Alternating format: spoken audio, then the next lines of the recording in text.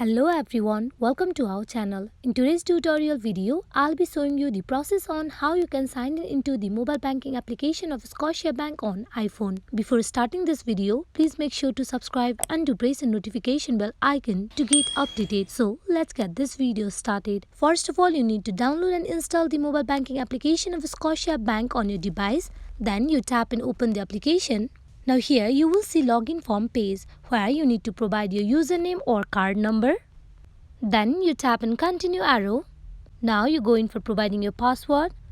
Once you provide both the details, you need to tap and continue. With that, you will get directly logged in into the mobile banking application of Scotiabank. Just in case if you forgot your username or password of mobile banking application of Scotiabank, you need to tap on the option given, that is, forgot your username or password. Once you tap on it, you will be redirected to another page. There you need to follow the further instruction that has been provided. Then you will be able to recover your account credential. Hope this video is fruitful for you all on how you can get logged in into the mobile banking application of Scotiabank. Thank you.